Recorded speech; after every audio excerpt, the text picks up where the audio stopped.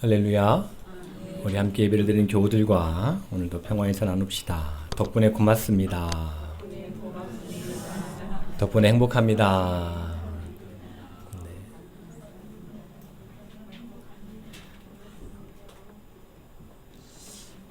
오늘따라 유난히 빈자리가 많아 보이네요. 네. 어느 곳에 있든지 양무리 공동체 일원임을 잊지 않는 우리 교우들이 되기를 소망합니다. 오늘은 성령 강림 후 네 번째 주일입니다. 지난 주일에는 성령 강림 주간을 지내오면서 매주마다 교회 공동체가 갖춰야 될 핵심 정신이 무엇이었는지를 다음과 같이 정리를 했었습니다. 성부, 성자, 성령의 연합체로서 교회는 만들어졌고 출발했다 라고 말씀을 드렸죠. 교회 공동체 자체가 연합체입니다. 성부, 성자, 성령의 연합체죠. 따라서 연합으로 만들어지고 연합으로 세워진 교회 공동체는 그 연합의 정신을 무엇과도 바꿀 수 없고 그대로 이어가야 한다고 말씀을 드렸습니다. 그런 와중에 연합을 위해서는 서로 미안해하고 서로 고마워하는 것이 교회다. 그리고 이어서 서로 미안해하고 서로 고마워하는 연합체인 교회는 각자의 짐을 지는 것입니다. 그리고 불가항력적인 상황에 처한 이들이 있다면 그들에게 자립할 수 있도록 그리고 자립할 때까지 서로의 짐을 지어주고 모른 채 하지 않는 곳이 바로 교회다 라고 말씀을 드렸습니다. 그리고 무엇보다 교회 공동체의 가장 중심에는 그리고 가장 앞에는 십자가가 놓이고 그 십자가의 정신인 자신을 비우고 자신을 낮추고 자신을 죽이고 그러므로 타인을 살려내는 그러한 십자가의 도 내지는 십자가의 정신이 있는 곳이 교회고 교회여야 한다라고 말씀을 드렸습니다. 우리 양무리 교회 그런 교회인가요? 이 땅에 있는 모든 교회 공동체는 그런 반석 위에 세워지는 공동체여야 하는데 이런 교회 공동체의 면모를 지속 가능하게 해야 되는데 잘 되지 않습니다. 왜 안 될까요?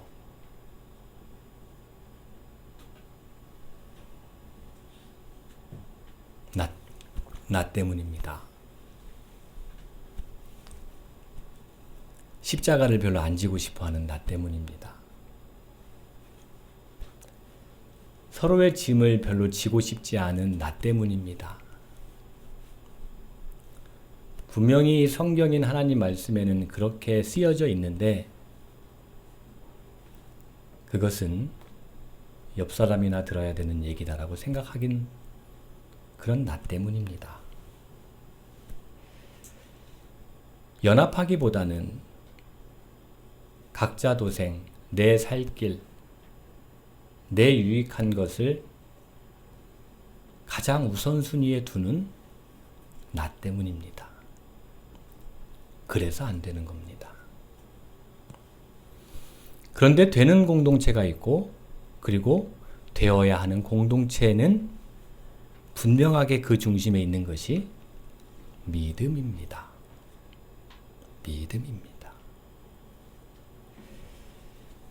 교회 공동체의 면모를 지속하려는 공동체 구성원들, 즉 교인들의 100%의 노력이 있을 때 결코 그 노력들은 헛된 것으로 끝나지 않고 하나님께서 반드시 연합하려고 하면, 반드시 서로의 짐을 지려고 하면, 반드시 각자의 짐을 지려고 하면, 반드시 십자가의 정신과 십자가의 도를 붙들고 살아가려고 하면 하나님께서 100% 도와주셔서 되게 하시고 완성시켜 주신다라는 그 믿음에 따라서 교회 공동체는 좌우된다고 할 수 있습니다.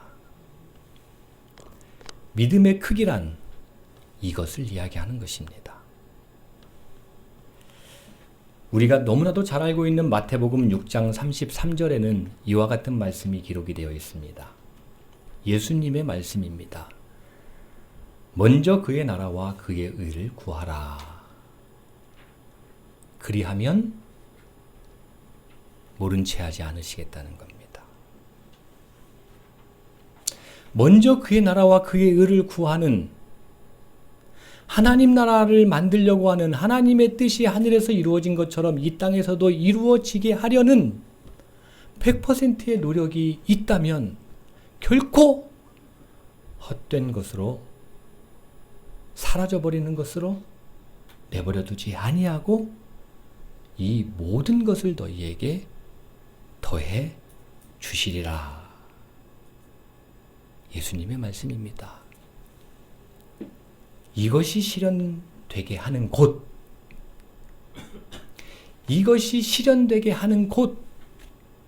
그래서 먼저 하나님의 나라와 하나님의 의를 구했더니 하나님께서 이렇게 더해 주셨다는 것을 믿지 못하는 사람들에게 믿음의 본보기로 보여주는 곳, 그것이 교회 공동체고 교회 공동체의 믿음입니다.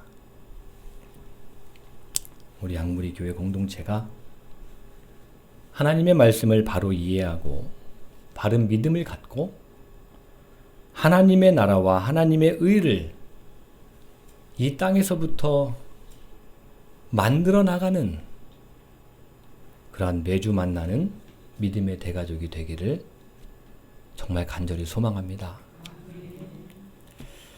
오늘 우리에게 주시는 말씀도 같은 맥락이고 같은 흐름입니다. 오늘 세 본문 가운데 갈라디아서 말씀을 좀 보려고 하는데요. 이 갈라디아서 말씀 안에서 바울이 믿음에 대해서 뭐라고 말하는지, 믿음을 뭐라고 가르치는지 바르게 이해하고 생각해 보려고 합니다. 갈라디아서 본문 말씀에 들어가기에 앞서서 갈라디아서라는 서신서가 무엇인지를 먼저 알아야 됩니다. 왜냐하면 모든 성경이 그러하듯이 문자에는 반드시 그 문자가 쓰여지기까지의 배경과 상황이 있기 때문입니다. 아주 쉬운 예를 들면 우리가 신문 기사에서 조선일보, 중앙일보, 동아일보를 읽을 때 이 신문사들의 역사와 배경과 상황을 알고 이해할 때 독자들은 균형 있게 기사를 읽을 수 있겠죠. 기사에 그렇게 쓰여졌다고 해서 그 기사 내용 그대로 조건 없이 믿는다면 많은 오류가 있겠죠. 그래서 그 활자 너머에 있는 배경과 상황을 알고 이해하는 것은 매우 중요한 일입니다. 아니라고, 기사에 이렇게 쓰여진 것 아니냐고 라고 무턱대고 우기는 사람 앞에서는 장사가 없겠지만, 죄송한 말씀이지만 그분은 배경과 상황은 전혀 아랑곳하지 않는 문외한이다 라고 생각할 수밖에 없습니다. 이것은 한겨레 신문이나 경향신문을 읽을 때도 마찬가지입니다.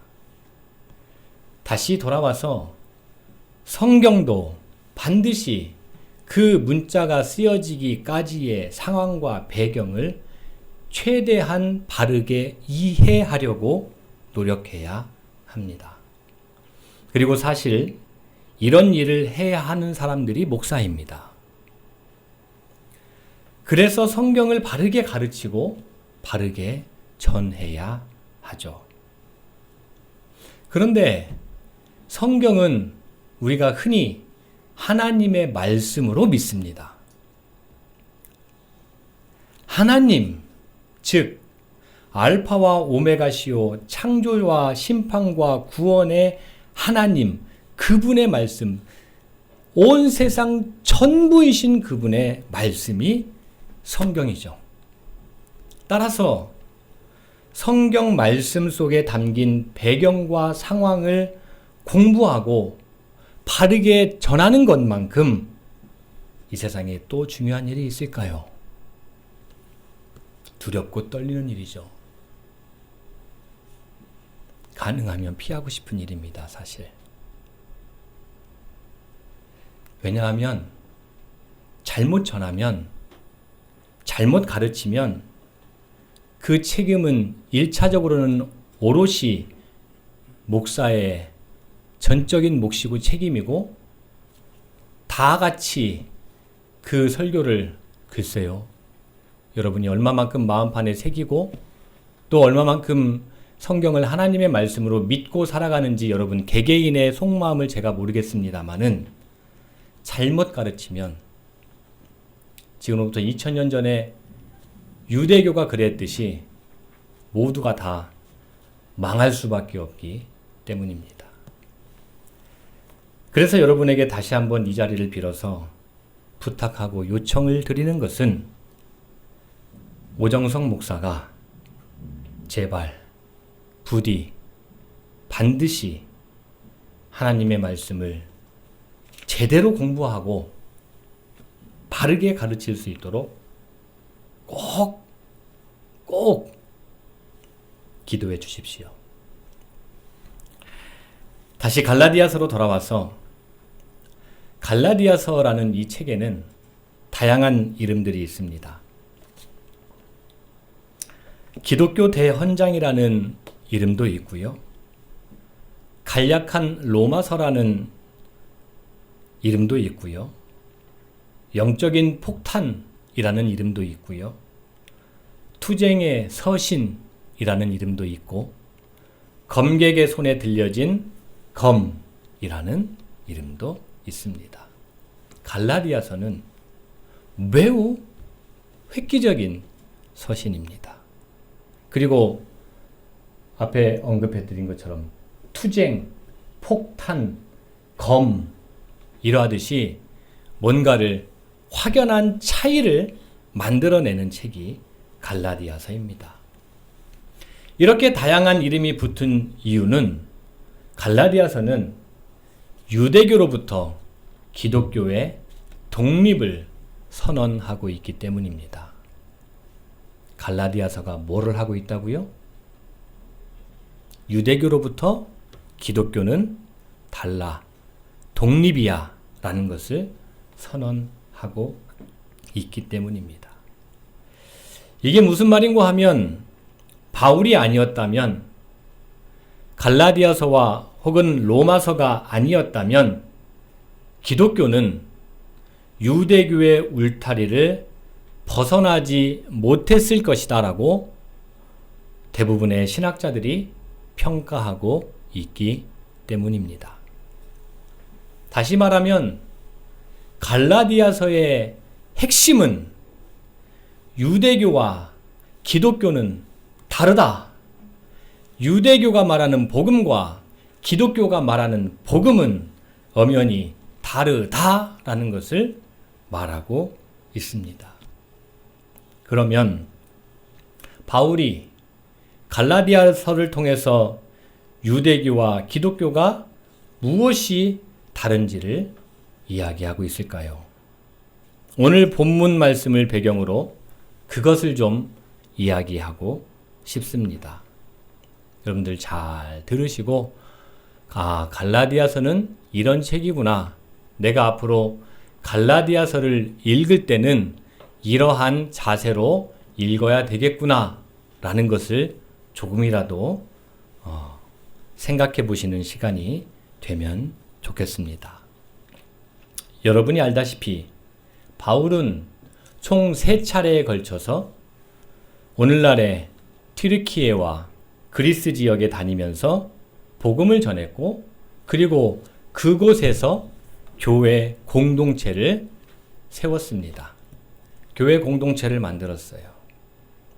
오늘날의 튀르키예와 그리스 지역을 3차례 다니면서 만들고 그리고 또 돌보는 일들을 했습니다.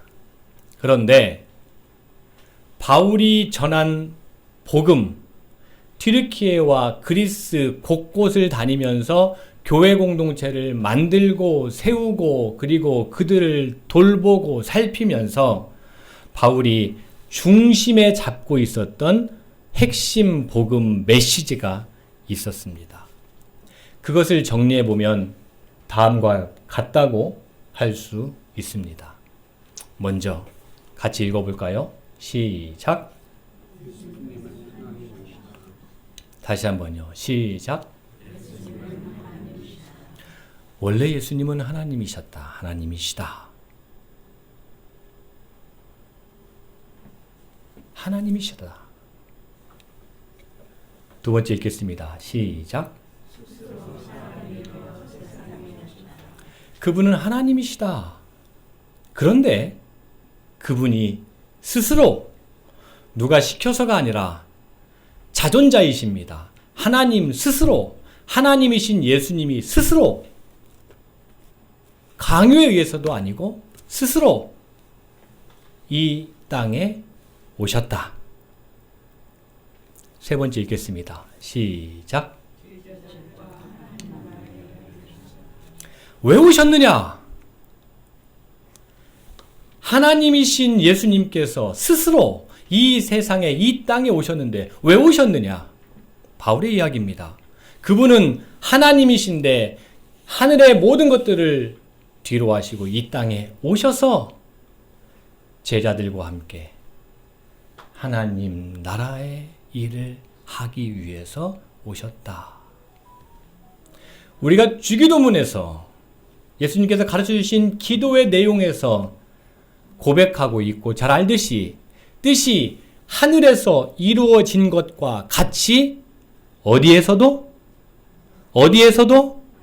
이 땅에서도 이루어지게 하시려고 제자들을 부르시고 그들의 동의와 함께 3년 내내 하나님 나라의 복음이 절대적으로 필요한 곳에 가셔서 그곳에서 가르치시고 전하시고 치료하셨다. 바울이 지금 이렇게 전하고 있는 거예요. 튀르키예와 그리스 지역 곳곳을 다니면서. 그런데 하나님 나라를 이 하나님의 뜻이 하늘에서 이루어진 것과 같이 이 땅에서도 이루어지는 것을 찬성하는 사람들은 예수님 주변에 모였고, 그리고 반대로 거부하는 사람들이 있었습니다. 그들이 예수님을 정치범으로 몰아서 십자가에서 죽였다. 바리새인들, 사두개인들, 대제사장들, 서기관들, 하나님 나라를 뜻이 하늘에서 이루어진 것처럼 이 땅에서도 이루어지게 하는 예수님을 잡아서 정치범으로 몰아서 십자가에 달려 죽였다. 그런데 그러면 끝날 줄 알았는데 5번 같이 읽어볼까요? 시작.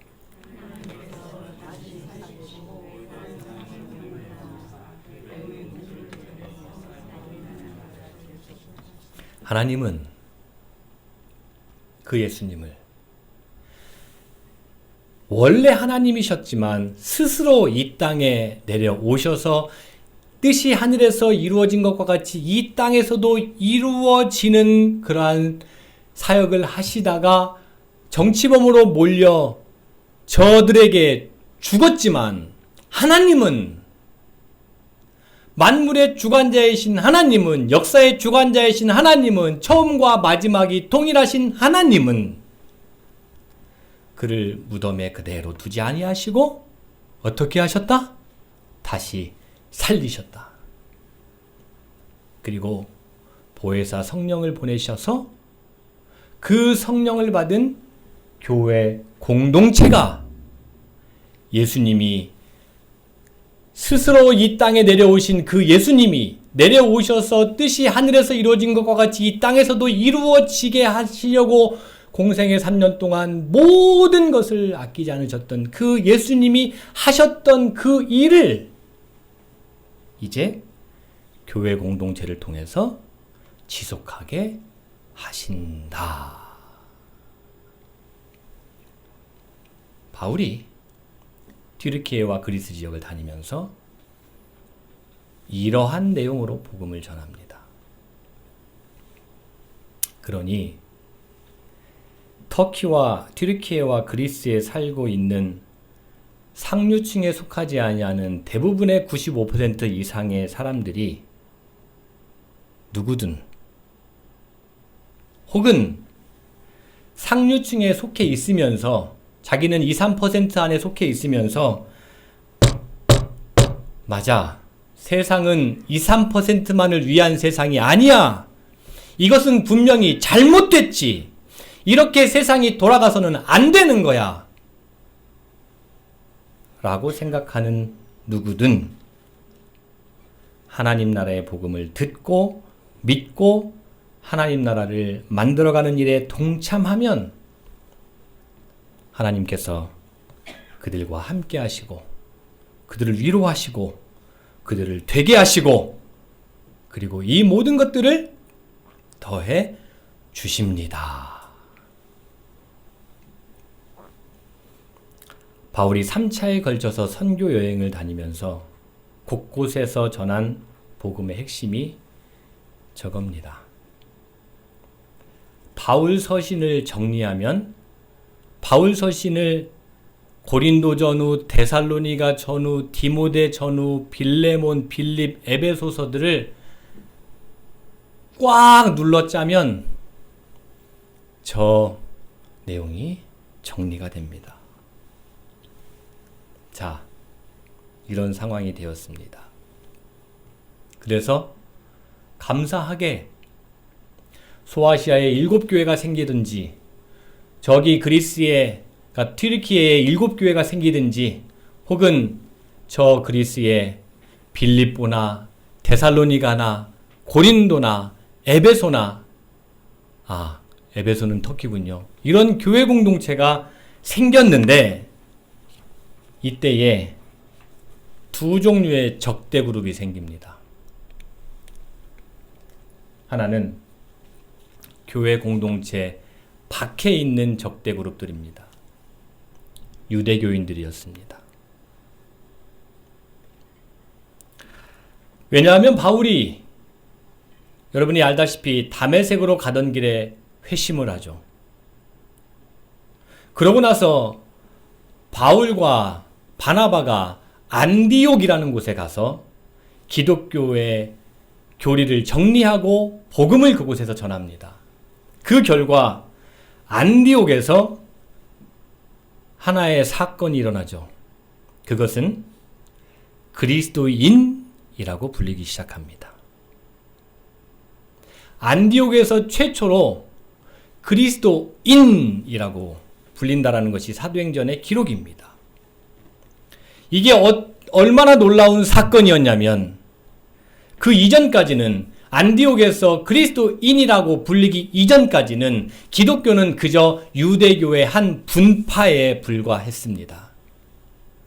그러니까 유대교인들이 특별히 신경 쓰지 않아도 되는 상황이었던 것이죠. 그런데 이제 안디옥에서 그리스도인들이 유대교와는 전혀 다른 그리스도인이라고 불리게 되면서 기독교로 독립하게 된 것이죠. 그리고 그것을 주도했던 사람이 바울이었습니다.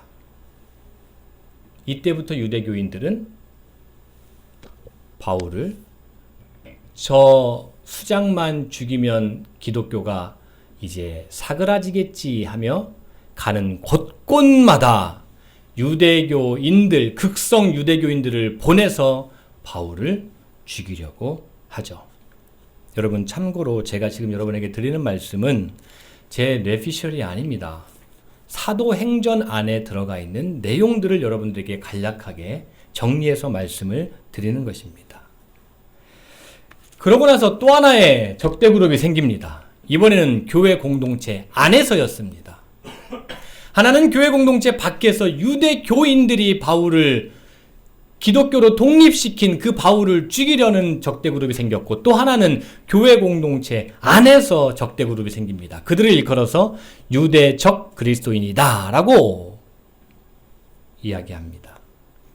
유대적 그리스도인들이 누구를 이야기하냐면, 이 사람들은 본래 바리새인들이었거나 정통 유대교인들이었습니다. 그런데 이 사람들이 개종을 합니다. 그래서 기독교로 개종을 해서 교회 공동체 안으로 들어옵니다. 교인들입니다. 교인들이 된 사람들이에요. 교인들이 된 사람들입니다. 근데 이들이 교회 공동체의 중심 세력들이 됩니다. 이 사람들이 어떤 이야기를 하냐면, 맞아, 바울이 전하는 복음을 이제 내가 이해하겠어. 그런데 그럼에도 불구하고 이방인들이, 나는 유대인이니까 자연스럽게 이미 교회 공동체 안에 들어와 있는데, 개종을 해서 들어와 있는데, 이방인들이, 유대인이 아닌 이방인들이 교인이 되려면 그냥 안 돼. 할례 받아야 돼. 유대교 율법을 지켜야 돼. 라고 담장을 칩니다. 그러면서 이어지는 말씀이 이 갈라디아서 말씀이에요. 그러한 배경하에 갈라디아서 말씀을 보아야 됩니다. 그런데 바울은 전혀 다른 입장이었습니다. 이방인들이 교인이 되는 것은 할례 받을 필요 없고 유대교 율법 조항을 지키지 않아도 누구나 다 교인이 될 수 있어.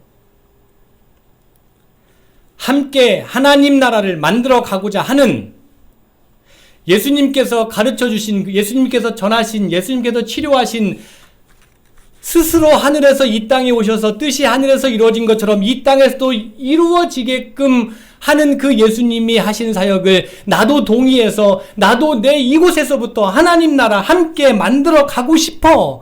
그것을 해나가고 있는 교회 공동체의 구성원이 나도 되고 싶어 한다면 문제가 없다고 바울은 이야기합니다.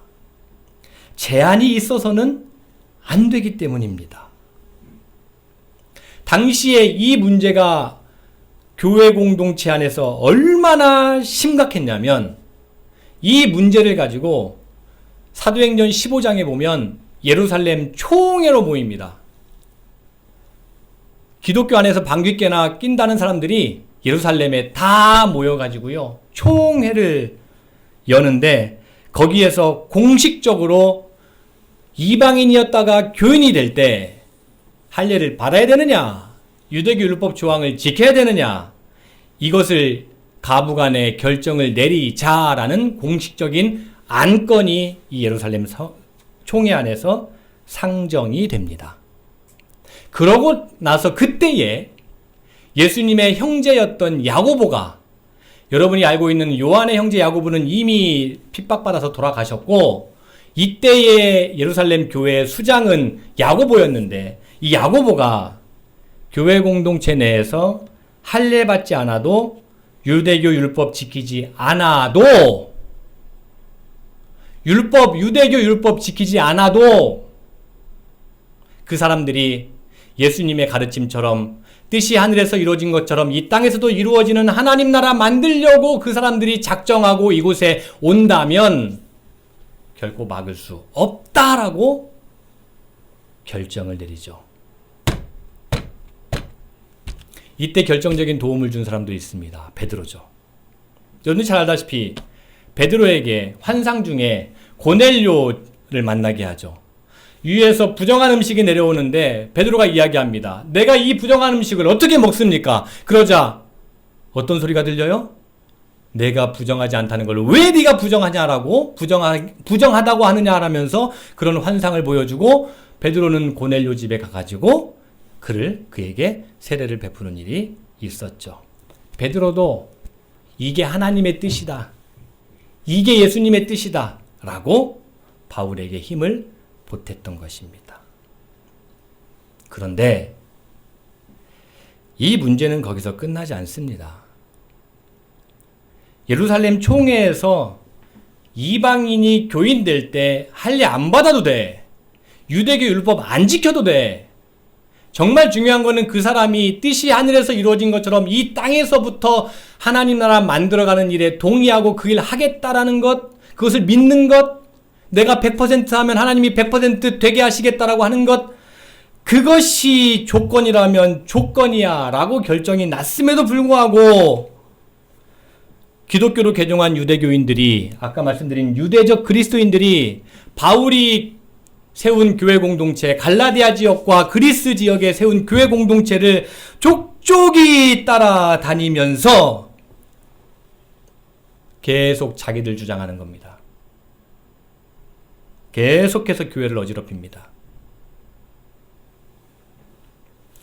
지난주에 고린도 교회에서 벌어진 일과 유사하게 이 사람들이 바울의 문제를 거론할 때 이 유대적 그리스도인들이 교회를 혼란시키면서 바울을 공격할 때 바울의 사도권을 가지고 문제를 삼습니다. 바울, 예수님하고 함께했던, 예수님 살아계실 때 함께했던 그러한 제자 아니야 라고 계속 사도권에 대해서 문제와 시비를 걸죠. 그래서 바울의 가르침에는 문제가 많다라고 교회를 혼란스럽게 만듭니다. 그래서 바울은 갈라디아서 1장 1절에서 이렇게 이야기를 합니다. 뭐라고 이야기하냐면, 내가 복음을 전하는 것은 사람에게서 난 것도 아니고 사람에게 말미암은 것도 아니고 오직 예수 그리스도와 그를 죽은 자 가운데서 다시 살리신 하나님 아버지께 나는 사도권을 받았다라고 이야기합니다. 거듭 말씀드리지만 이러한 배경하에 갈라디아서를 읽어야 됩니다, 여러분. 모든 성경 다 그렇습니다. 갈라디아서뿐만 아니라. 여러분이 여기 앉아서 부족하지만 오목사의 설교를 듣는 이유이기도 합니다. 바울이 자신의 사도권을 갈라디아서 1장 1절에 이렇게 쐐기를 박아요. 자, 여러분 오늘 본문을 이해하기 위해서 오늘 갈라디아서 3장 23절로 29절까지 본문을 이해하기 위해서 특히 바울이 얘기하는 율법과 믿음을 말하고 있는 이 본문을 제대로 이해하기 위해서 제가 배경을 꽤 길게 설명했습니다. 이해해 주시길 바랍니다. 거의 이제 종반부로 가려고 하는데요.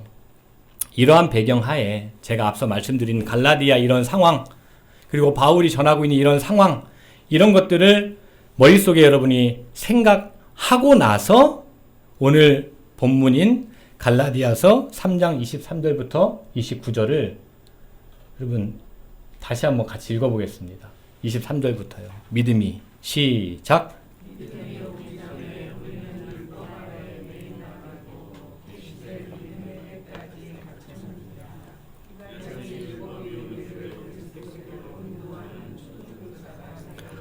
우리로 하여금 믿음으로 말미암아 의롭다함을 얻게 하려 함이라.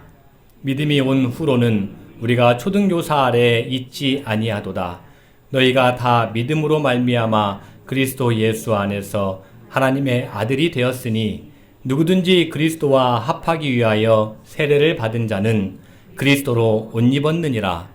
너희는 유대인이나 헬라인이나 종이나 자유인이나 남자나 여자나 다 그리스도 예수 안에서 하나이니라. 너희가 그리스도의 것이면 곧 아브라함의 자손이요 약속대로 유업을 입을 자니라. 이해가 좀 되십니까? 저는 이 말씀을 이렇게 이해합니다. 한번 들어보세요. 여러분, 유대교 율법은 정상에 오르기 위한 계단입니다.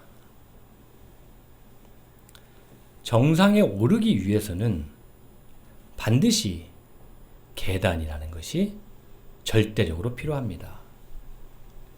따라서 율법이 필요합니다. 하지만 율법이 필요한 것이지 율법을 정상이라고 생각한다면 그것은 커다란 오산입니다. 누구한테 하는 말이에요? 유대적 그리스도인들에게 하는 이야기죠. 교회 안에 있는 유대적 그리스도인들에게 하는 겁니다. 할례 받아야 되고 유대교 율법 지켜야 된다라고 얘기하는 유대적 그리스도인들에게 하는 이야기입니다.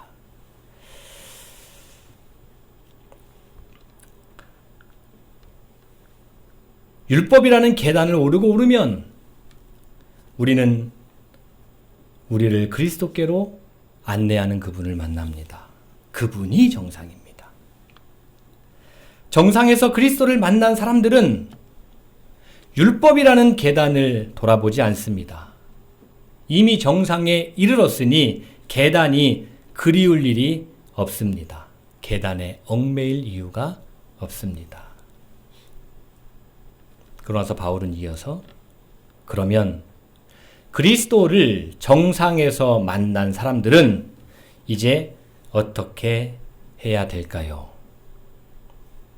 나는 정상에서 그리스도를 만났으니 나는 이제 복받았다. 나는 이제 구원받았다. 나는 이제 행복하다. 나는 이제 평안하다. 나는 이제 위로다. 나는 이제 감사만 하며 살면 된다? 그것도 필요한 요소지만 바울은 아니라고 이야기합니다. 예수님을 구원자로 믿고 예수님이 하나님의 아들이라고 믿는다면 그 믿음은 하나님의 뜻을 이 땅에서부터 펼쳤던 예수님처럼 그 예수님처럼 이제 나 자신도 살겠다는 행동으로 이어지게 마련입니다. 그리고 하나님 나라의 복음을 전한 예수님이 하나님의 아들이셨듯이 이 땅에서부터 시작되는 하나님의 나라를 만들려는 모든 사람들도 하나님의 아들, 딸, 아들, 자녀들이 됩니다. 하나님의 자녀들이 되는 것은 미리 정해진 것이 결코 아닙니다. 할례 받아야지 되는 것이 아닙니다. 유대교 율법 지켜야지 되는 것이 아닙니다. 유대인이나 헬라인이나 종이나 자유인이나 남자나 여자나 너나 할 것 없이 예수님처럼 하나님 나라의 일을 하셨던 그 예수님처럼 하나님 나라 만들면서 살아가려고 하는 자들이라면 그들 모두가 하나님의 아들이고 딸입니다. 이게 갈라디아서 내용의 말씀이에요. 그렇게 살아보겠다고, 하나님 나라 만들면서 살아보겠다고, 예수님과 함께 예수님처럼 예수님의 삶을 최고의 가치로 목표로 삼고 예수님을 왕으로 섬기고 살아가겠다고 동의하고 인생의 새로운 길을 도전하는 사람들이 받는 게 세례입니다. 바울의 이야기입니다.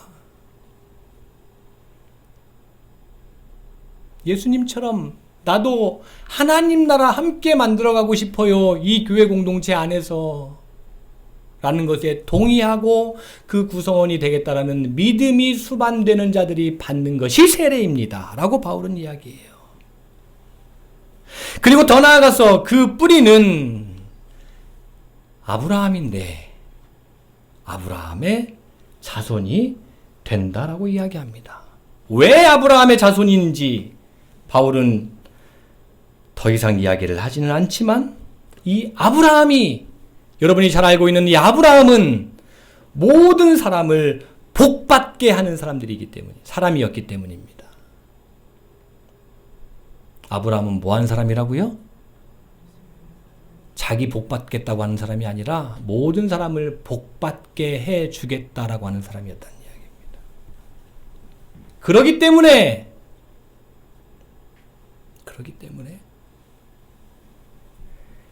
교회 공동체는, 하나님의 아들이요 딸이 모연 세례받은 공동체는 하나님 나라를 만들어 보겠다고 하는, 타인을 복받게 해보겠다고 하는, 각자 짐을 지되 서로의 짐을 지겠다고 하는, 그것을 자기 십자가로 알고 십자가를 짊어지겠다고 하는, 서로 고마워하고 서로 미안해하는 교회 구성원으로 살겠다고 믿음을 가지고 살아가는 그들은 비로소 아브라함의 자손입니다라고 바울은 이야기합니다. 여러분, 이것이 오늘 갈라디아서 말씀의 내용입니다. 이게 오늘 우리와 무슨 상관이 있을까요? 짧게 정리하겠습니다. 저는 갈라디아서를 통한 바울의 가르침이 예수님의 제자들로부터, 그리고 예수님께로부터 왔다고 믿습니다. 바울은 다른 복음 이야기하는 사람이 아니에요. 예수님에게서 그 근원을 찾고 복음을 전한 사람이죠. 이 믿음으로 바울의 서신도 저는 하나님의 말씀으로 믿습니다.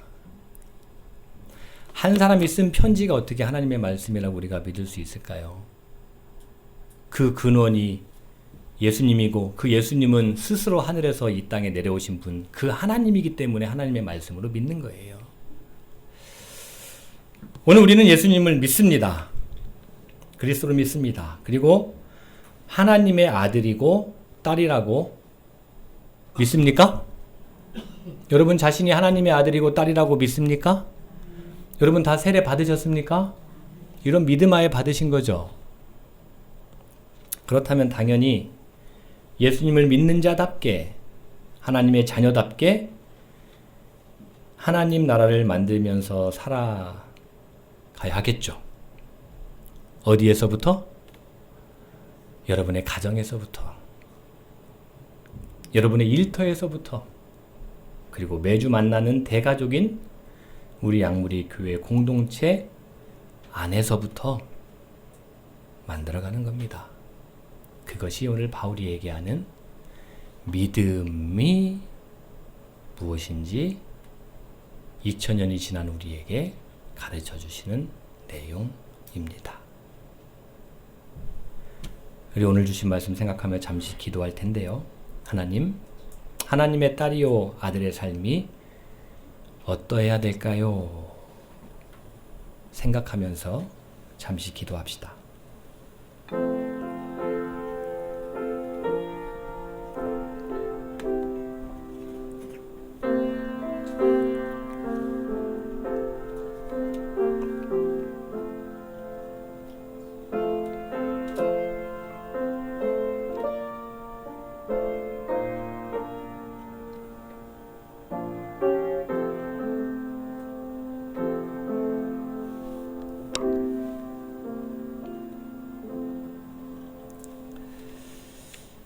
미리 택함받은 것이 아니라 세상에 있는 모든 귀한 생명들이 하나님의 아들, 딸 되기를 소망하시면서 그 길을 몸소 먼저 십자가로 보여주신 예수님의 이름으로 기도하옵나이다.